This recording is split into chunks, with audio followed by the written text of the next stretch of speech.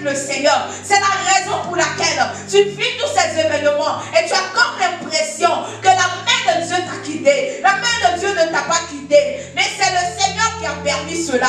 Pour que Joseph entre dans sa destinée, le Seigneur a permis que Joseph soit vendu par ses frères à Potiphar. Pour que Joseph soit sur la terre de son élévation. Donc Joseph était aimé par ses frères. Il n'allait pas entrer dans sa destinée. Mais Dieu a permis que Joseph soit vendu par ses frères. Et Joseph se retrouve en Égypte.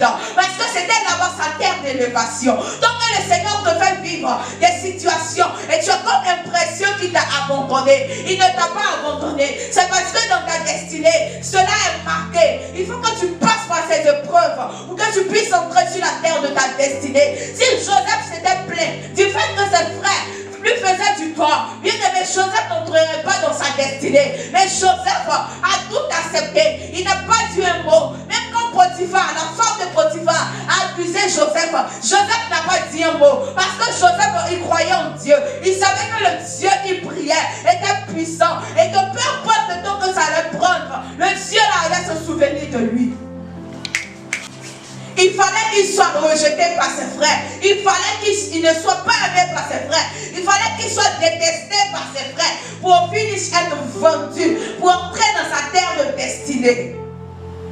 La Bible dit que là où même on pensait se débarrasser de Joseph, les gens ne savaient pas qu'il fallait que Joseph aille en prison pour rencontrer l'aide de sa destinée. Il devait aller en prison. Bien aimé, si les frères de Joseph prenaient bien Joseph, s'occupaient bien de lui, comme un dernier de la famille, il n'allait pas entrer dans sa destinée. C'est la raison pour laquelle le Seigneur a permis qu'il puisse détester Joseph.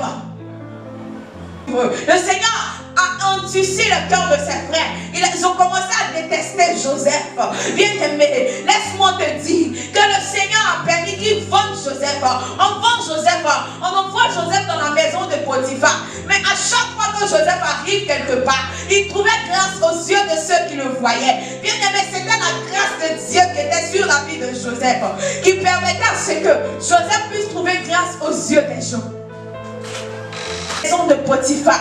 Et il y a quelque chose qui se passe. La femme de Potiphar l'accuse.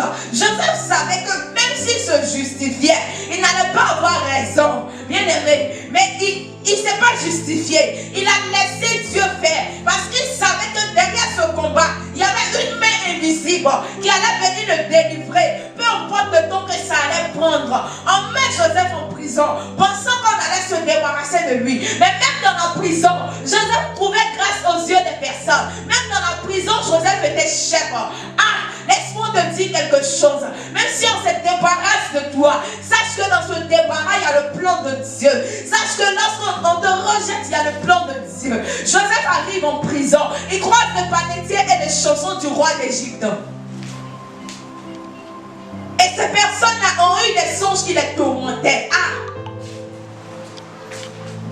Les personnes ont eu des songes qui les tourmentaient. Joseph avait pris l'habitude d'avoir les songes et l'interprétation dans la maison de son père. Et lorsqu'il arrive dans la prison, ça devient comme une habitude pour lui. Interpréter les songes, ça devient une chose naturelle pour Joseph. Parce que c'était son quotidien. Parce que c'était son quotidien. Et la parole de Dieu dit que le panetier et les chansons, les deux ont eu des songes distincts. Le panetier explique son songe. Joseph lui donne l'interprétation. Les chansons explique son songe. Joseph lui donne l'interprétation. Et il dit à les chansons, quand tu sortiras, ne m'oublie pas. Les chansons sont sorties. Il a fait 2 ans dehors. Il avait oublié Joseph. Dieu a permis qu'il puisse oublier Joseph. Parce que sur le champ, s'il se souvenait de Joseph et que Joseph sortait de la prison, il n'allait pas avoir la renommée qu'il a eue après ces 2 années. La Bible dit, après ces 2 ans, le roi Pharaon a eu un songe qu'il avait tourmenté. Un songe qu'aucun des sages, aucun des devins de l'Égypte n'avait réussi à interpréter. Regarde, le Seigneur permettra que des situations arrivent où il manque un seul pion. Et le seul pion qui reste, c'est toi.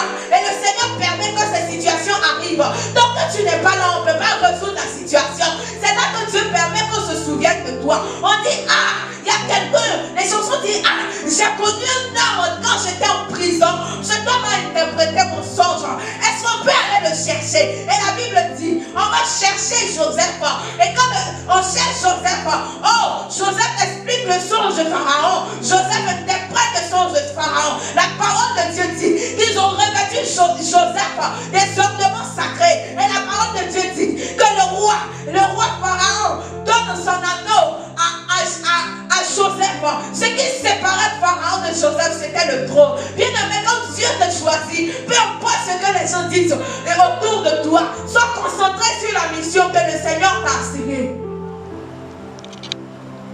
Joseph, il avait la mission d'interpréter le rêve de Pharaon pour entrer dans sa destinée. Et il fallait que cette année passe et que les chansons l'oublient. Souvent l'oubli des gens, bien aimé, c'est une préparation à entrer dans ta destinée. Dieu permet qu'on puisse oublier un temps soit peu, pour qu'au moment opportun, on puisse se souvenir qu'il y a une telle personne dans notre famille. Il faille qu'on ait recours à elle. Et quand le Seigneur permet que ce temps puisse arriver, il devait entrer dans ta destinée. En ce matin, si tu m'entends, laisse-moi te dire que même si on t'a oublié, même si on t'a rejeté, même si on t'a tourné le dos, c'est parce que le temps de Dieu n'est pas encore arrivé pour toi. Tu vis des échecs répétés. Tu as l'impression que Dieu t'a oublié. Laisse-moi te dire que c'est parce que le temps de Dieu n'est pas encore arrivé pour toi. Quand le temps de Dieu arrive pour toi, peu importe les embuscades, peu importe ce que l'ennemi fera, quand c'est le temps de Dieu, l'Éternel permet tout. Il a dit dans sa parole,